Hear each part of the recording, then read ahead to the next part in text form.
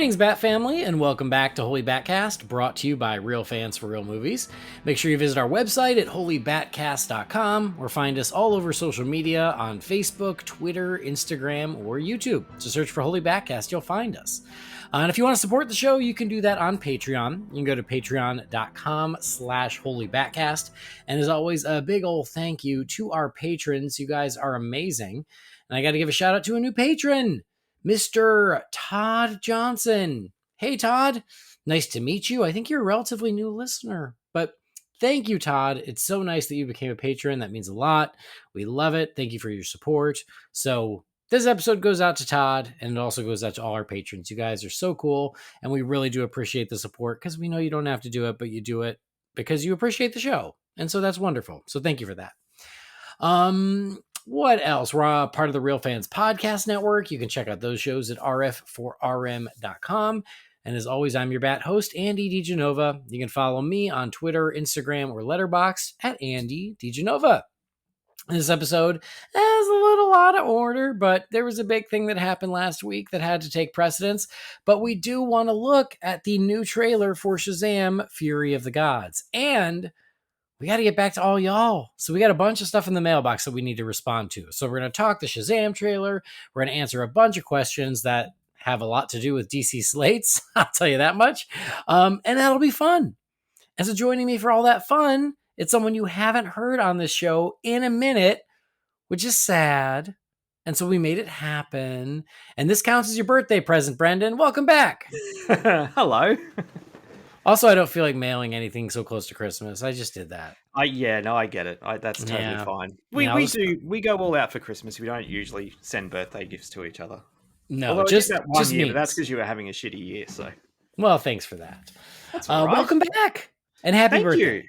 Look, I'm not going to lie. I had a really, really fun day yesterday. The only downside is that I couldn't be on the episode with you four, which was sad, but I actually, honestly, I just finished listening to it before I joined the call today. So, because, it was half a disorder long. It was 2 hours, 45 minutes long. So, not half. Not half. It's almost a disorder long, actually. Yeah, I had to squeeze it in this morning while I was doing some yard work and stuff. So, yeah, it was a really good episode, and I loved all your guys' thoughts and opinions, and I'm pretty much in agreement with, I'd say, probably 99% of it. So, yeah, glad that I can join you today. That doesn't surprise me. Good. Well, I guess I should say this because I'm not going to release this immediately because we just released that one.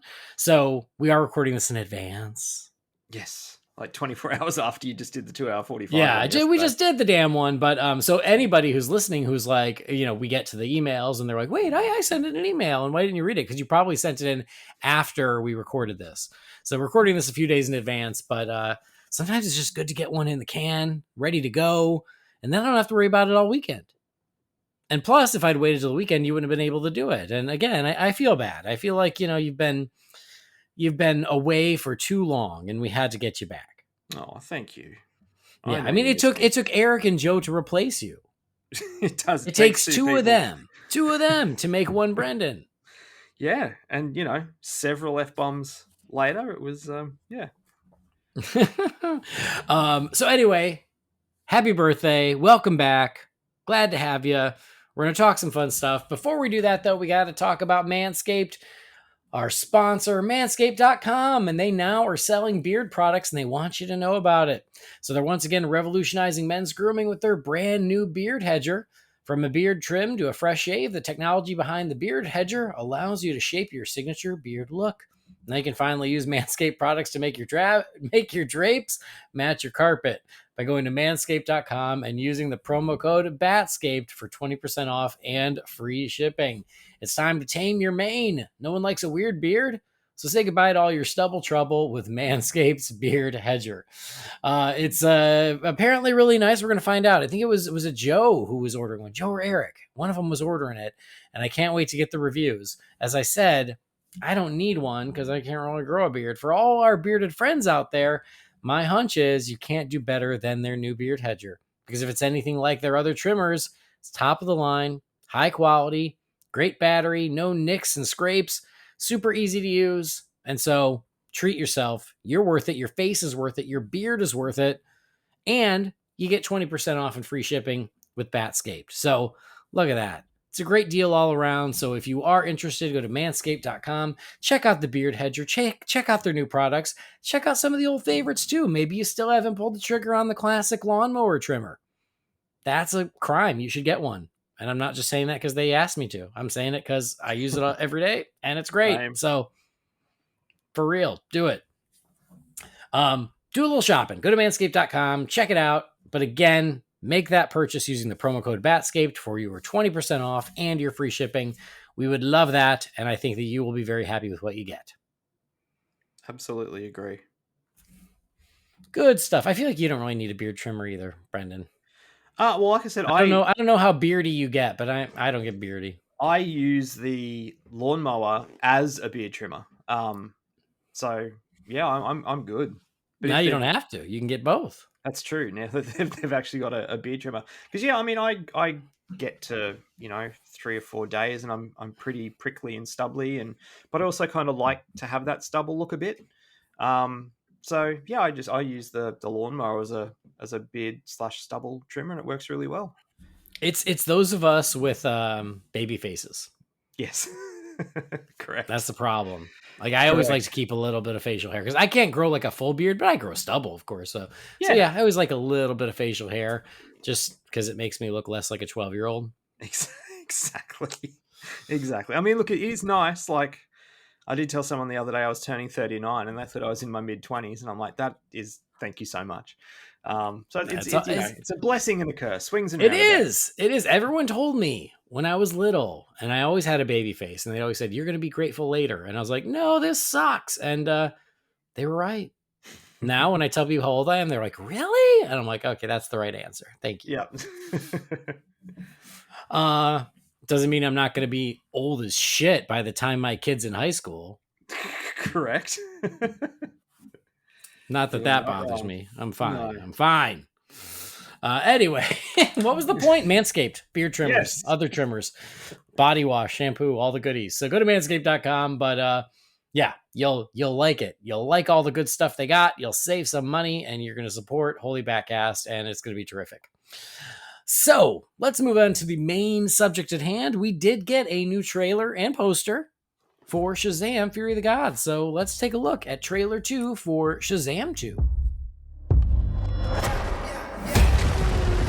We are at war. We will annihilate everything. Champions of this realm can do nothing to stop us. You are very menacing. I just want you to know that. All right, promotion for Shazam! Fury of the Gods is well in motion because the movie is coming before we know it. At this point, it's what? 6 or 7 weeks away? Yeah, it's not far. Yeah. Like early-ish March, and like February's a shorter month. So 6 weeks. 6 weeks. Yeah, we are 6 weeks from the movie. That's exciting. I love that. I'm into that. And so, yeah, we got the cool poster of all the different characters, and we got trailer 2, which I would assume is the final trailer this close. You would think so. I would think so. Yeah, I would think so. So it's out there. 2.5 minutes. We get a lot more action. We get a lot more as to what is going on with the Daughters of Atlas and why are they here and bugging the Shazamily. And so we certainly get a sense of the scale and the scope and the stakes. Scale, scope, and stakes. That sounds like a good name for like a bar or something. Works for me. Anyway, so Brendan, overall thoughts on the second trailer for Shazam! Fury of the Gods? Well, I mean, we started from the bottom, now we're here. I got that from the trailer. Yeah. Now the whole team's here. No, look, honestly, I'm really excited for this movie. It's no secret I loved the first one. It was my favorite film of 2019. This looks like what it should be. It looks like an expansion from the first movie. It looks like there's, what's the word? Yeah, I think it's expansion's the right word I'm looking for. Like it's growing from what we got in that first movie. It looks bigger, looks a little bit darker than what we got in the first one. There's definitely those horror elements there again, which I know you'll be happy about. The humor's there. The cast who we fell in love with in that first one, they're all returning. Dude, it looks like a hell of a lot of fun, and I will be in the cinema as soon as I can be once that film opens to check it out. Do you get it the same day as we do, or do you have to wait Think till New Year's Day of 2024? I think we get it same day. I think. All right, or Boxing Now, Day. now right? you're making me nervous. Uh, great. I love the trailer. I think it's great. I think that we are very much in sync. Like you said, it feels like a very natural sequel to the first one. March like 16 in Australia. Ooh, the day before. So that means worldwide release date Yeah. it's the day before, yeah. But yeah, if you like the first one, it feels like you're going to like this one. And like you, I love the first one. I think the first one is great, but it makes sense. It's the entire creative team returning, and I love a sequel that just feels like a natural extension of the original movie. Mhm. This feels like that. The tone is the same. Everybody's back in front of and behind the camera, but it does feel bigger. It feels bolder. It feels even more confident than the first one because they're coming off the first one. They just did it. They learned a lot of lessons. I think that they are kind of stoked on the success of the first one, and you see them really swinging for the fences in the sequel. So the costumes are better. The scope looks bigger. The stakes look higher. They certainly upped everything. So you said expansion, but it's also an escalation, I think. That's the word I was looking for. Thank you. Yeah, you're welcome. An escalation on the first. But truly just like I don't want to say it picks up where the first left off because the kids are obviously older, but just as far as like just being a story that feels really natural to come from the original. More monsters. Love it. Yes. I mean, look, I like Joe yesterday on that podcast. I have not watched Game of Thrones either. It's just not my thing. But, I mean, I laughed out loud with that "Hey, Khaleesi" line when he smashes into her on the dragon. I thought that was brilliant. Yeah. So, yeah, I loved the humor in the first one. And Levi's awesome. Mm-hmm. Yeah, role, and the dragon's great. I love a dragon. You know this. You know how I'm sucker for a dragon, and they are hinging a lot of the marketing on Shazam fights dragon, but I'm here for it because that's pretty much all you need, and I'm in. But yeah, like the dragon looks awesome. The action looks great. The humor, like you said, is there as well. They're all still charming as all get out, especially Zachary Levi. And again, now we get more glimpses of these villains, these Daughters of Atlas, Helen Mirren, Lucy Liu, and now we know why they're there. We know what they're after. It's interesting. I saw a couple things. It wasn't a lot, but a couple people who thought it gave away too much. I didn't feel that way. To me, it feels like a trailer. Like, yeah, now we kind of know the gist, but I don't feel spoiled. It shows the MacGuffin, like the gold ball thing, but Yeah. I mean, I do feel like, because you get two looks of it, but it does feel like the whole kind of overgrown brambles that kind of come out of the baseball stadium when Lucy Liu takes that gold ball and shoves it in. My hunch is that, yes, they're here looking for that gold ball. And once they have it, that gives them the power they need to then really, crank it up. And my hunch is that is like the end of Act 2 leading into the big, huge finale for Act 3. Yeah, I don't think it gives away too much at all. It gives me just enough, to be honest. Yeah, that's how I felt. I was like, yeah, like monster scope, action, a gist of what the story's going to be, but I never felt like, oh, I just saw the whole movie. Like, it's not one of those. I didn't feel that way. But again, a couple people did, but again, they're people. Sometimes people just want, they're looking for something to complain about. But yeah, I felt like it gave away just enough to really sell the sizzle. And I do feel like this does that, of being like, wow, lots of big, fun superhero action. And the first movie provided this, and this looks like it's going to provide that, but on a whole nother level. No, agreed. There's just a thing that's sort of been floating around my head the last 24 hours, and not wanting to open a can of worms because I know I've got a lot of emails to get to.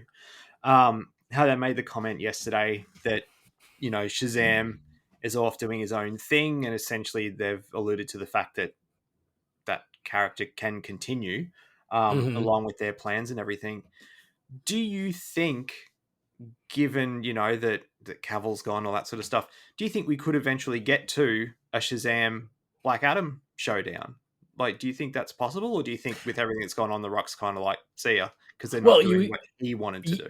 You are opening a can of worms, but it's one of those things that we did not get to on the last episode that I was thinking, in that is, as of right now, things could change, but as of right now, it does feel like the plan is, yeah, this can just continue. They could do a Shazam 3 if they want, because Shazam, it's part of the current continuity, but like barely. Yeah, and like so you see the toys and collectibles and stuff, you know, Yeah. they're very much linked to Batman versus Superman and that world, but it's not a massive plot point. No, exactly. I mean, in the first one, he's got the Batarang, and it is very much the Batfleck Batarang. But still, But there's also those toys connections on the are shelf that are, you know, toys in the real world too. Like, yeah. So it does feel like, as long as this one does well, they are happy to go forward with the Shazam 3, which is cool. But I don't think that means Black Adam. And this bugs me. This does bug me, because you've got it right there. Yes. And even though Black Adam, you know, didn't set the world on fire, I still think that calling it a flop is an exaggeration. But it wasn't this massive hit. But if they were going to keep that in their back pocket to go, well, Shazam 3 will finally bring them together, they wouldn't have made that announcement where Dwayne Johnson and James Gunn were like, hey, we met and explained that Black Adam's not part of our plans.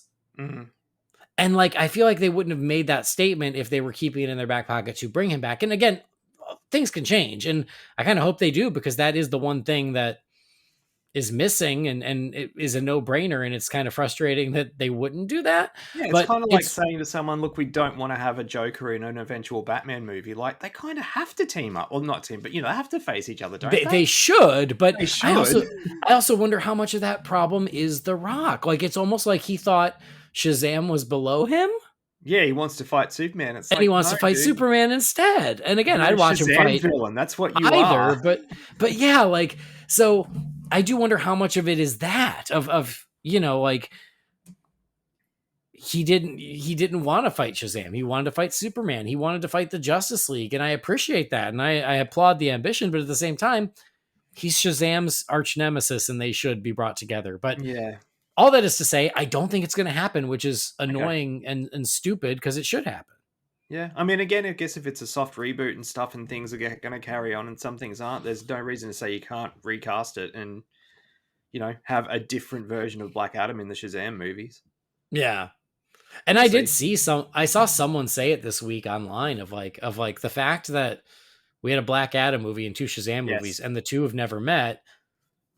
That's kind of a red flag. And I'm like, yeah, I actually have to agree with the same thing. And I absolutely agree. Yeah. And I loved Black Adam. I loved the first Shazam. I'm excited about Shazam too. Even though I feel that way, yeah, guess what? That's a valid point. It's a valid point that you've got Black Adam and Shazam and they have not met. So yeah, I didn't mean to hijack it. No, it's okay. I've been thinking it for the last 24 hours and it's just like, yeah, I'm the same as you. It's like, it should happen. It's a no-brainer, but here we are. Anyway. Yeah. So no, it's a totally fair question. Back to the trailer itself, something I wanted to point out that I think is really cool and promising is at the end of Shazam, all of Billy's foster siblings, they all start sharing the powers and they become the Shazam family, the Shazamily. Mm-hmm. And so in this one, the Shazamily is back. Everybody's back. They all have powers. And I do think that it feels like the movie, based on the trailer, is doing a really good job of being like, well, the Shazamily has to come back and it is a team and they're all together, but it's still a Shazam movie. Mm-hmm. And so how do we do that? How do we deliver on the Shazamily, but make sure the focus stays on Billy? And the fact that the Daughters of Atlas are taking their powers back, the powers that were stolen from their father, one by one of the Shazamily, and taking those powers back from them, then the only one left standing is Billy. So I feel like that is actually a really cool story idea. And I don't know if that comes from a comic. I don't know if that's an original story. It's not from a comic I've read, but I was like, that's actually really cool because you can have the whole Shazam family, but at the end of the day, it's Billy's fight. Yeah, I'm expecting them to bookend the movie. Yeah. Well, and there's the moment where they're all riding horses as themselves. Yes. And it seems like even though they lose their powers, they still do what they can to help and to still be heroes even without superpowers. And that's what that moment feels like to me. Because we don't know the role that what's her face from West Side Story is playing either, do we? Rachel Ziegler. Yeah, like we don't know what part she plays in all of this too. I know. It's hard to tell because they don't shine too bright a light on her. But there is the moment where it seems like Helen Mirren and Lucy Liu have abducted the family, and Rachel Ziegler is standing there with them. And so my hunch, because it is a mystery character, I don't think they've revealed who she is. My hunch is she is another daughter of Atlas who didn't know that she was, and she is discovering this. And so she sides with her sisters because she doesn't know any better. But my hunch is by the end, she will be a hero. Yeah. Because she's certainly standing with them at some moment, but you can tell that she is just figuring out that she has powers and figuring out who she is. Yeah, no, I just want to see the movie. I'm really looking forward to it. It looks so good. Yeah. I will say you are very menacing that was my favorite line because she is Helen Mirren. And I also love that Helen Mirren just hauls off and kicks Shazam across the room. Yeah, I mean, and look, the fact that they've got Helen Mirren as a villain in a Shazam movie, like that can't be understated. Like she's a really good actor. I mean, in saying that, she did a Fast and the Furious movie, so I guess she's not scared of doing. She knows how to have fun. Yeah, I love does. that. I love that. We love that she's about great. her. But yeah, I you would think, oh well, we have an old lady villain, so they can't fight. Oh no. She kicks him. Powerful. Yep, she kicks his ass right across the room, and I'm here for it. And I've always been a big fan of Lucy Liu too, so I think that they're such an unexpected pairing, but I think it's great. I think it's inspired, and I'm looking forward to it. Agreed. I can't add anything else to what you're saying. Terrific. I do wonder if they will do a nod or some sort of callback to Savannah and or Mr. Mind. Yeah, because they're out there. Yeah.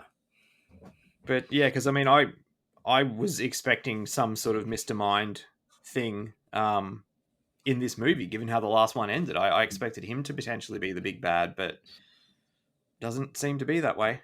Yeah, I wouldn't expect him to be the big bad, but I also feel like they won't just drop it. I feel like they will at least give some sort of nod or again callback or another tease or something that we will. I think they will pay off that mid-credit scene in one way or the other.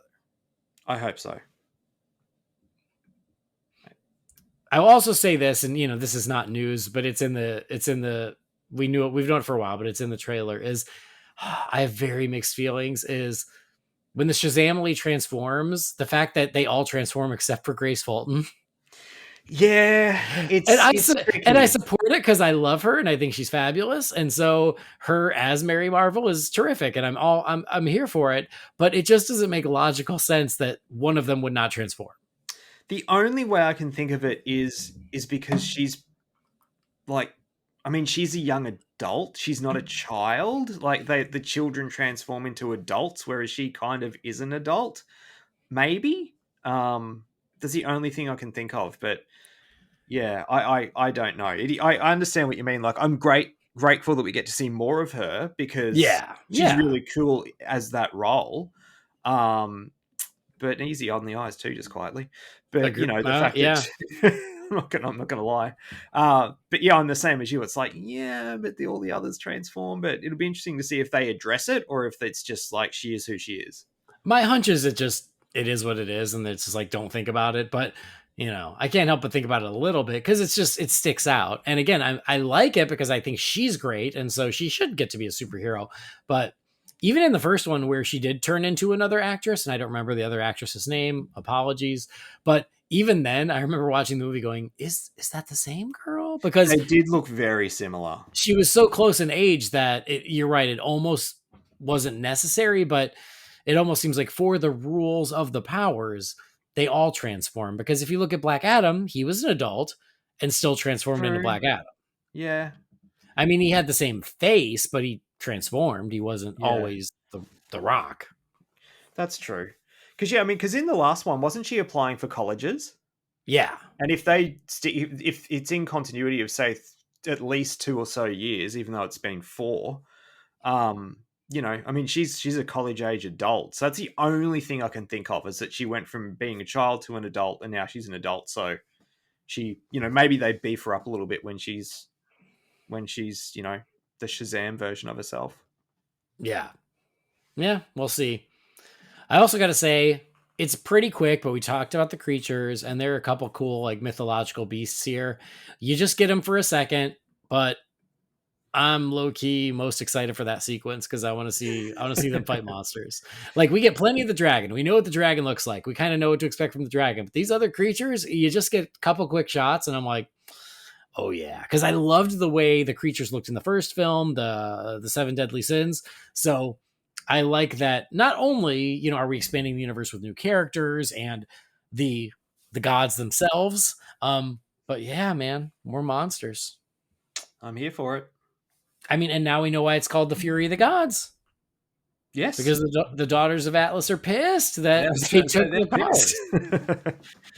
They are pissed that their powers have been stolen, and they're here to take them back. What's that? The wizard's back. The wizard is back. It looks like in a slightly more substantial role too. Yeah, and I haven't rewatched the first one in a minute, but don't they imply he dies in the first one? That's what I thought. Yeah, like he kind of. I feel like I need to rewatch it. But yeah, like his last ounce of power, he kind of calls upon Billy. But we'll see. Well, I'm glad he's not dead because Shimon Hansu is cool as hell, and he is. Yeah, I like that he's back. So yeah, it'll be interesting to see how that plays out. But you're right, the wizard is back, and we mentioned real quick the costumes. I love the costumes in the first one, but I feel like they're even better here. It's like the usual thing, man. Like the first one looked great, and they've sort of second one they've streamlined it. Yeah, they've learned, and they go, oh, actually, you know what? Sleeker and a bit cooler. Yeah, a little nip, a little tuck, and they look even better. Yeah, no, I'm pumped. There is also some sort of like big temple above the clouds. Some sort of temple of the gods, I think, but there are a couple shots of it throughout the trailer where I was like, what is it? Where is it? But it does seem like at a certain point the Shazam has a big meeting up there. So I thought that was interesting too. It's just far as like, what is that place? What are they doing there? Yeah. So trying to think if there's any. Oh, today, I don't know if you happen to, I'm sure you follow David Sandberg. I don't know how much attention you pay, but he's excited. He's doing his part. And the final shot, sort of the money shot of the trailer, is the dragon like swiping his claw at Shazam, and Shazam just barely dodging it in slow motion and then sort of falling down and then flying back up. And today, David Sandberg shared how he initially envisioned it using an action figure of the Ocean Master. I haven't seen that. No. Yeah, it's on Twitter, and honestly, it's pretty close to what ended up in the movie. Looking at it now. Yeah, and I was like, oh, well, that's super fun. And then he also shared storyboards that he did where Shazam throws the car at the dragon and it just hits the dragon in the face. But his initial storyboard is that the dragon like ate the car, which would have been fun too. Actually, I'm looking at that now too. Yeah. No, he's been sharing like fun little things Also, there's the moment where Shazam like tackles the dragon and they go through a building. That's the hey Khaleesi part. Yes, exactly. And I hate to even bring it up, but like it's I know what got you're gonna say. it's got some people bent out of shape, and not that it happens, but just like comparing it to Man of Steel and like that kind of thing. And uh but like someone tweeted David Sandberg going, "Hey, is this building abandoned?" And Yes, I did see this one. and he goes, "No, but it's fine." And like he put a sign on it that says people who are on their phones during the movies. Yes, yeah, National So Association of People Who Use Their Phones in Cinemas. I love it. I love it. So it made me laugh. Like it's a super, like there's gonna be collateral damage and stuff. It happens in cartoons and comics all the time, and no one gives a rat's ass. Like, Well, get over it. Cities yeah, get but that destroyed in superhero movies. all the time, all the time. And so I don't have a problem with it, but frankly, I didn't have a problem with it in Man of Steel. Like, Neither did I. doesn't bother me. But it's funny is like the people who are mad aren't mad the way they were. They're mad because Shazam's gonna get away with it when Man of Steel didn't. Like that kind of thing where it's like, oh my God, just relax. Like I laughed in BVS when they put that voiceover thing about it being, odds, the buildings are abandoned or everyone's gone home. I'm just like, are you serious? Like, I laughed in the cinema the first time I saw that movie at that line. I'm like, oh, come on. Yeah. It was such a silly complaint. But anyway, yeah, like I want to see some superhero action and destruction. Like, Yeah, it's what it is. It is what it is. So anyway, I appreciate that Sandberg has a good sense of humor. I love that guy. He's a lot of fun. And so it's good stuff. Anything else in the trailer that we did not mention? Nothing I can think of. Started from the bottom. Now we're here. I could have done with a little less of that. I'm not going to lie. That's fine. I mean, like, I don't even know that song. Should I know that song? I think I'm too white to know that song. Well, it's funny. So I watched the trailer a couple times while I was eating my dinner. And Catherine goes, "Isn't that song kind of old?" I'm like, "I don't know. I don't know this song." I go, "I'm an old man. If it came out in the last 10 years, in the middle of nowhere from 1997, and I'm still playing Savage Garden. So I mean, what are we? Damn right. You're damn right. I was like, if a song came out in the past 10 years, it's new to me. Yes. So I don't know what this song is. I don't think you've seen it yet, but like I watched that new Netflix You People the other night, and the first like half an hour of this movie, like Jess and I, like, because it's a lot of young speak, and Jess and I are just like, I think I literally said I'm the wrong age and wrong color to be I do not understand what's happening. But then the story sucked us in. We ended up really liking it. Is that a movie? Yeah. Oh, okay. Yeah. I couldn't tell if it was a movie or a show. No, it's a movie. But yeah, it's just, we're starting to show our age, I think, with a lot of things. It happens. It happens. It does.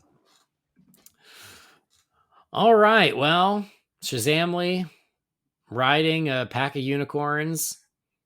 And if you can't like that, I can't help you. I can't help you either. Come on now. If you didn't like the first Shazam movie, I can't help you. And there's people out there who did. So,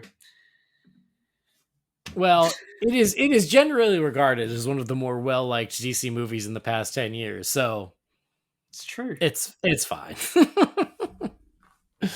All right. Well, closing thoughts on the second and probably final trailer for Shazam: Fury of the Gods. I loved it. I am all the more excited for the movie because of it, and I can't wait for it to be, what did I say, the 16th of March, so I can go and see it. Because like I said, I love that first one. So more of that, I'm definitely in. Yeah, I'm here with you. I'm so excited. I am excited that it's coming so soon. New DC movie on the way, which is awesome. It looks super fun. I love the first one. This looks like more of the same in the best possible way, but as the best sequels, it feels natural and like a perfect fit with the first, but also raising the stakes and making the world bigger and doing more. And it just feels like a good sequel. So I think it's a super fun trailer. I can't wait for the movie, and we'll be watching it in our eyeballs in about 6 weeks' time. Hell yeah. All right, Shazam! Fury of the Gods coming our way in March. But like I said, the mailbox is full, my friend. So you want to check in with some of these things? Let's do it. Let's do it. Okay, let's see what you fine feathered finks are up to and crack open the Wayne Manor mailbox. It's time again for the Wayne Manor mailbox. You've got mail. What is a letter for me? Maybe temporary. She wrote a letter. You're one hell of a messenger. This is all Master Wayne. Started from the bottom, now we're here. It's catchy, I'll give them that. It does stick in your head. It's in there.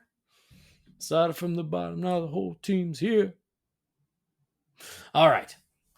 I guess I'm going to start oldest and go newest. And there's some older ones here, so bear with me. We'll get caught up to speed. This first one is about the Batman 89 comic review we did. This one's from David Wang. It says, Holy BatCast, your review thoughts on the miniseries. I really like how Gordon comforts a post-traumatic Bruce is used in so many iterations now, like the Nolan trilogy, the animated series, and in the book. I mentioned in that episode how I like Daredevil. So he also mentions I never had a problem with Elektra and Daredevil because I took the Evanescence scene as her warming up to her previously acquired skills, now wanting to kill Daredevil. Again, I never had a problem with it either, but it was just something I heard other people complain about. Catwoman as Oracle doesn't bug me. And then I will say this, though, David and anybody, when we were talking about that, me and Joe were confused. We're like, it's weird that like Catwoman would write this letter about Oracle. Apparently we read it wrong. I want to say, I can't remember who it was. Ryan Lauer or Ryan Haas, one of the Ryans. I'm sorry, I can't remember which one. One was like, actually, that's Barbara writing to Batman. I completely missed that. So going back to the point of like that final issue was a little confusing in a couple parts. That makes so much more sense. Now I got to read it again, thinking of it like that and go, oh, that does make more sense. And then finally, maybe in the sequel, we can get a Tim Burton version of the Riddler. So any headcanon on what you'd like that to be? I personally hope they could make a deal with Robin Williams' estate to use his likeness. Love the show as always, David. Thanks, David. And yeah, I mean, if they do another, which they still have not announced, I think the Riddler is the way to go. I think it has to be. It has to be, right? Like that was the last biggie that Burton didn't get to touch. And I mean, I know Burton didn't do the comic, but at least in that world. Yeah. So I don't know about any headcanon. I haven't really thought about it. I feel like I would pull from the animated series, make him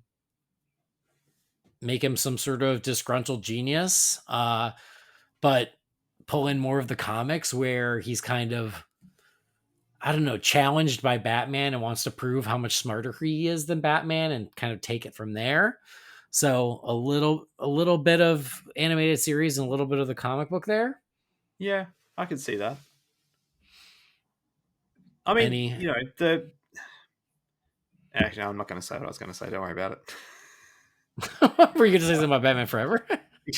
I was going to say, in terms of him working at Wayne Enterprises and coming across Bruce that way, I'm not saying creating, like the box and all that and the over the top stuff, but like just that element of it would make sense too, because that was something I can still remember. Like opening day in '95 was when they started talking about Wayne Enterprises and me kind of sitting forward going, we've never, like in the first two movies, they never mention Wayne Enterprises. He's just kind of this kooky millionaire, and it's just like, cool, let's see some of his business stuff. So yeah, I wouldn't have a problem with them sort of keeping that element, but then doing something completely different with it. Yeah, no, I think that's a good point of like, you can have him working at Wayne Enterprises. I don't think that connection is a bad idea. I just want the Riddler to want to get Batman. Yeah. The weird crush obsession with Bruce Wayne is such a weird thing in Forever, where I'm like, no, Riddler wants to prove that he's better than Batman. So you could sort of take the same sort of launching point, and you're right, just go in a different direction. Yeah.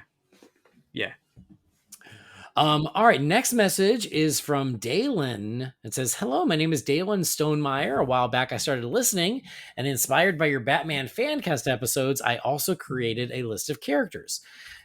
Since I created the first draft of my list, it's become very different from what it was in the beginning, and I wanted to send you my current list to get your thoughts. The version of Batman that I'm going for is one who's older and more grizzled, and for the most part, I went with older actors for the villains. That being said, here is my list." And Dalen, the list is really long. It's like 50 characters. So I'm gonna pick some highlights because it's a lot. Bryan Cranston is Jim Gordon. That I think is a good one. We've heard a lot. Lawrence Fishburne is Lucius Fox. Perry White, aka Ra's al Ghul, as Lucius Fox. Yes. John Bernthal is Batman. That's interesting. I can see. I mean, see him it's in the different, cowl. but I I'm don't know about the Bruce Wayne thing. He looks a bit too brutish to be Bruce Wayne, but yeah, it's interesting. Dylan O'Brien is Dick Grayson. Honestly, that feels like kind of spot on, right? I feel like was that. Sorry, Dylan O'Brien. Oh yeah, no. Oh yeah, it's not bad. Yeah, that feels pretty spot on. Mm-hmm. Who else do we got here? Again, there's a lot. Kristen Ritter is Batwoman. All right, I'd be down for that. Mm-hmm. Robert Carlyle is the Joker. He's a bit older now, but I say you're getting on a bit. Yeah. Liev Schreiber is Black Mask. Interesting. I can see that. Yeah. Oh, I like this one. James McAvoy is the Scarecrow. Yeah, that's pretty good. Yeah. Yeah. David Tennant is the Riddler. That was one that was going around during the Nolan days. Going around for a long time, yeah. But yes, I mean, there's a reason it's been going around because it would be great. And here, this one's just for you, Brendan. John Lithgow as the ventriloquist in Scarface. Actually, you know what? That's it's not bad. No, it's not. It is not at all. Yeah, I'm not the biggest ventriloquist fan, but like I do like when Paul Dini writes him. So, but yeah, I have no issue with that. Yeah, and then Rosamund Pike as Poison Ivy. I like that too. Yeah, again, they're kind of some of them are getting up there in age. Well, he did say that. He said Batman's older, and so he's going for older villains too. So fair enough. And then Lana Parrilla as Catwoman. I don't know who that is. She was on Once Upon a Time. Was she the evil queen? Yes, she was the evil queen. Yeah, okay. Yeah, I can see that. Yeah. So it's an extensive list, Dalen, but I mean, a lot of fun choices, some that we've heard, some that we haven't heard, and that's super fun. I love it. So thank you for sharing. No, I like it. All right. What is next? Next one is from Raymond O'Mara. It says, "Hey guys, I recently came across the podcast and I've enjoyed your conversations over the past few months. I was born in 1981 and was first exposed to Batman by my mother, who introduced me to the Adam West series. Of course, as a young kid, the colorful characters hooked me right away. So here's my goofy question. If you were tasked by DC to incorporate one villain from the 60s show into Batman's regular rogues gallery, who would have the most potential? Growing up, I was pretty bummed that there were no darker analogs of some of the more memorable show villains in the actual comics. By my count, only of the big four, Mr. Freeze, Mad Hatter, and Clock King ever bridged the gap, with the exception of minor cameos here and there by maybe King Tut or Egghead. Eager to hear your thoughts. Keep up the good work, Ray." Thanks, Ray. Nice to meet you. Thanks for listening. And so what he's asking is a 60s villain who isn't in the comics could maybe work in the comics if they did a darker version of. My mind instantly went to King Tut, but the comics have Maxi Zeus. They were kind of one and the same. And they introduced King Tut into the comics in that Batman Confidential series from like 10 or so years ago. They did, but barely. Yeah. I mean, didn't mind that series because they were little one and done stories. Yeah, I mean that would be my answer. Like if we're allowed a little leeway in that, technically he's appeared in the comics, but barely. Because I do think there's so much potential to do a darker King Tut using the same basic premise, but just the less campy version. I think there's a lot of potential there, and I do think he's different enough for Maxi Zeus, especially because God, I don't even know the last time I saw Maxi Zeus. I can't remember which one came first, but I know that they did I can't remember if they created Tut because they couldn't use Maxi Zeus or if it was the other way around, but I know one sort of led to the other, if my memory's Yeah. correct. I want to say Maxi Zeus came first, but I could be wrong. Yeah. But even so, like I think King Tut has a lot of potential, and I think I'm bummed that he only did that. I think it was really that one issue of Batman Yeah. Confidential. And I'm like, no, like I think that could work. And because as much as I love Egghead, I don't know how that works. No. It's No. just so goofy, you know, it's perfect for the 60s show, but It's like, yeah, and all the other ones they're kind of, they're not like, like Lord Fog and Lady Pea Soup and the Archer and Shame. Yeah. what was the one that was all about, oh Christ, The Queen of Diamonds. Queen of Diamond. Like they're not. I'm no offense to the 60 show because I only watched an episode of it yesterday. They don't work outside of that. They Not a really lot of don't. No. Because I they think look kind of stupid. Like maybe False Face, maybe. Yeah, no, that I think that's actually a good call. Because False Face just showed up in something. What was it? Batwoman? Oh, really? I want to say it was Batwoman. False Face popped up in something more recent, and I want to say it was that. Don't quote me. The only other one I can think of, and it's a bit of a stretch, but it's just because I like him, and that's the Bookworm. Yeah. Yeah. The tricky thing would be trying to make him different enough from the Riddler. Yeah, that's true. Because I feel like there's a little bit of overlap there, but I like the Bookworm, and I feel like there's probably something you could do with him. Yeah. All right. Next message is from Tom Fallows. It says, "Hey guys, hope you're well. I know that you were a little underwhelmed with the aesthetic of the Batman, but in terms of the Batsuit, it has grown on me." My question is this: given that the general public enjoy the realistic Batman, but comic book fans like a fantastical Batman, would a good compromise be that Batman caters more realistic, but his villains are more fantastical?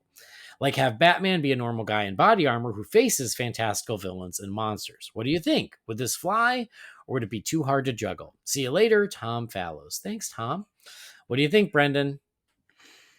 I mean, are you talking about the Pattinson Batman specifically? That's what it seems like. It seems like... because I'm thinking, like, that's kind of what Batman is, though. Like, he's a guy in body armor who fights fantastical villains and monsters and everything.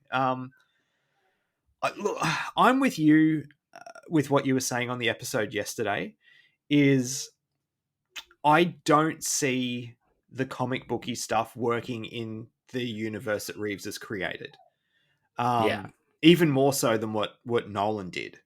I just don't like it. It looks like it's going to be a gritty, down to earth crime drama, which is fine. Like I said, I know Joe teased me a bit about it. Like, I do like that movie. I don't love it. I have my issues with it. I'll never be a fan of the aesthetic, and I think it's about 30 to 40 minutes too long. But I only rewatched it recently, and I had a good time watching it. But I know I'm curious to see where they go with the new one that they've announced, Part 2. But to me, it's too. We didn't get enough of the fantastical Batman in the old DC extended universe. We didn't get what we were promised in that world. And this is still that we had a really, really popular, grounded, more real world Batman trilogy. I mean, I know it's getting close to 15, 20 years, that sort of stuff, but it's still relatively recent, so I wasn't ready to jump straight back into that.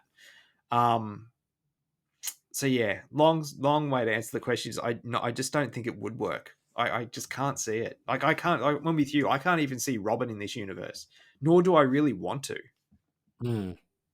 Yeah, I think you're right. Like, in some ways that this question is already a moot point, because we're going to get another version of Batman ongoing that it seems like will lean more into the comic bookiness, and that's great because then everybody gets to have their cake and eat it too. But yeah, if this was about the Reeves Batman, I don't think you could do the more fantastical with the world that he set up. Anything's possible, but it just doesn't seem like it would fit with what we know now. And it certainly doesn't seem like what he's interested in. And that's okay, do your thing. But I feel like you have to set a world and set a tone that already allows for the places you want to go. And to your point, I feel like the Ben Affleck version of Batman was that right tone. It was that right balance between quote unquote realistic, real world, but fantastical enough that that he was able to be in a scene with Doomsday, and you go, oh yeah, okay, that's fine. Agreed. So like I feel like that was sort of the right threading of the needle between comic book and real.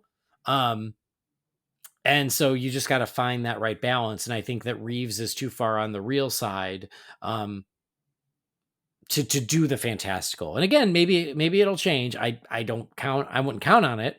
But it could. I just think for what we know now, I don't think you could try to make all people happy with just that one version.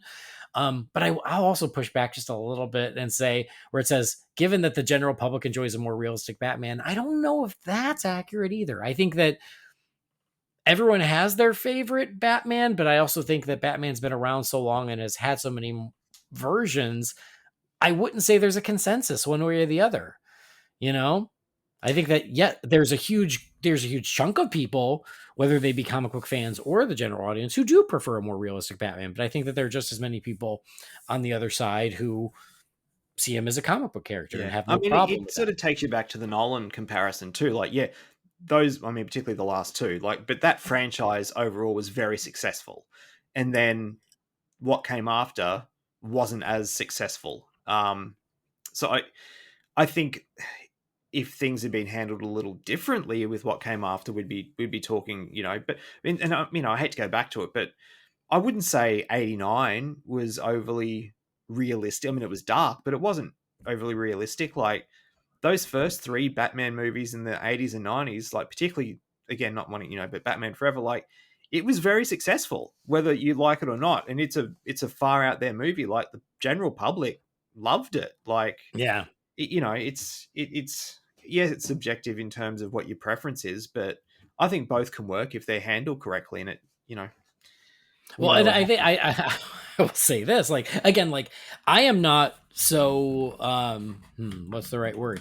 I am not so short-sighted that I would project my preferences on everyone else. Just because the Reeves version isn't my preferred version doesn't mean I am so blind that I can't see that a lot of people love that version. Yeah. I can see that. But I feel like sometimes there is this tunnel vision of like, oh, because this is the version I like, it must be the right version, or everyone must like this version. And I just don't think that's accurate, because if we go to the Ben Affleck version again, which I love, you love, not everyone loved, but the issue with that one wasn't that it was too comic booky. That was not the complaint about that version. It had nothing to do with that. It was about other things, and even less about Batman himself and more about the movies he was in. So, you just can't make a blanket statement of like, well, the general public likes this version of Batman. Well, not really. Some do, Yeah.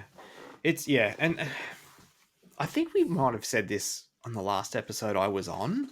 I can't remember, but there hasn't been a Batman movie really. I mean, maybe Batman Begins, but I mean, I hate to say that was when you and Jamie, I think, did the year-end wrap-up. Yeah, like there hasn't been a Batman movie maybe since Batman and Robin that you could take a 10-year-old to. I said, maybe Batman Begins, but it's borderline. Yeah. And yes, I like my Batman to be dark and gritty and stuff, but like Batman needs to be accessible. I mean, the reason why I got into Batman as a kid is because those 80s and 90s movies were accessible to all ages, pretty much. And I do think we need to get back to that, because there's I mean, at the moment, really, there's nothing Batman out there aside from Batwheels, and it's its own thing that is for kids. Yeah. And that needs to be rectified. No, I agree.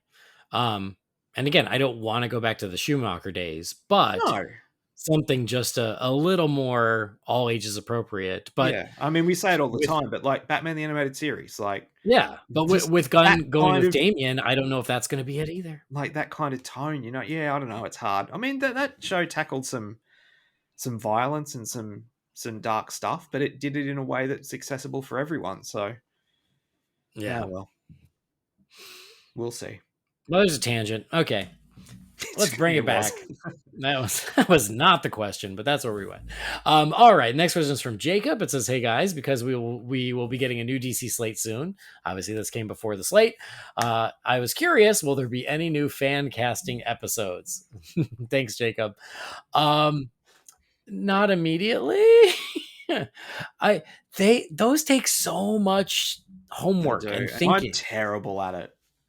It's a lot. So I won't say never, but I will say like it just takes a lot, and like so it's not the top of my priority list.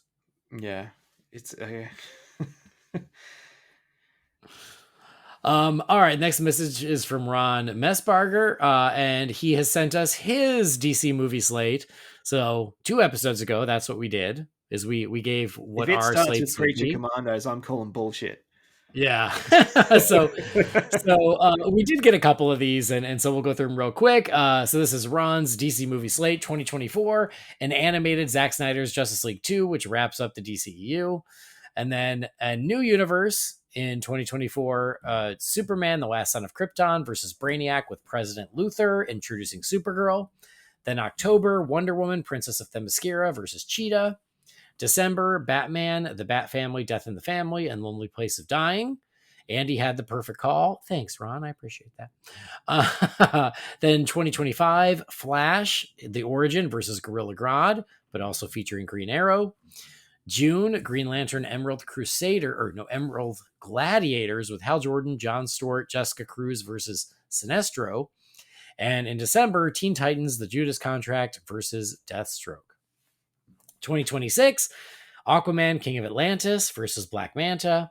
July, the DC Trinity versus the Legion of Doom, ending with the formation of the Justice League. October, Justice League Dark versus Clarion the Witch Boy. And December, Shazam versus Black Adam. Then 2027, Martian Manhunter versus Mahalafak. Something. Yeah, that's the yeah, kind of like the reverse. Martian. Yeah, the reverse Flash version of the Bizarro Manhunter. Yeah, my Martian's a little rusty. Then Teen Titans Young Justice versus Lex Luthor with the birth of Superboy. And then in October, Gotham City Sirens versus the Scarecrow. And then 2028, Justice League Warworld and Lantern Corps Yellow Impurity versus Hal Jordan / Parallax. All right, Ron.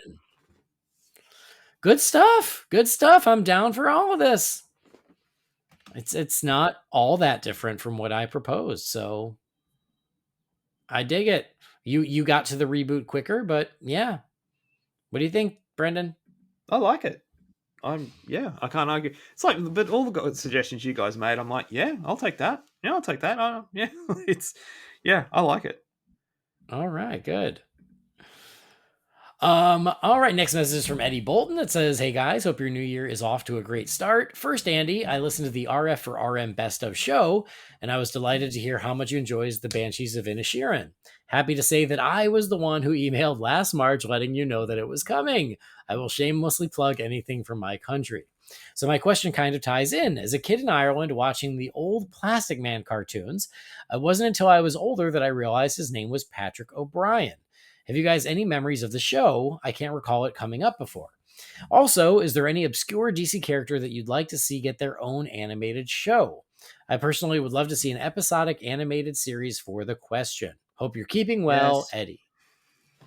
All right. Thanks, Eddie. And thanks for the heads up about Banshees of Inisherin. I remember that email, and I remember going, oh, that's interesting. I haven't heard of that. And then now, almost a year later, it was one of the best movies of last year, and we all love it. So you were ahead of the curve, my friend. I remember the Plastic Man cartoon. I loved it. I was super into it because anything that was a superhero, didn't matter what it was or if I'd ever heard of it before, I loved it anyway. So yes, I wonder where it is. I feel like they did release it on DVD, but I don't know if it's streaming anywhere. Brendan, do you remember the show? What was that one? Sorry, Plastic Man. The animated series back from like the 80s. Look, I only know of it because I've seen it in like a random DVD shop here. I've never seen a second of it. Yeah. It didn't last long. I don't think there's many episodes, but I remember it being on and liking it. And then obscure DC character getting their own animated series. What do you think? Well, I mean, I'm all for the question. I love that character. I still would like to see it more as a live action TV series. Obscure getting an animated.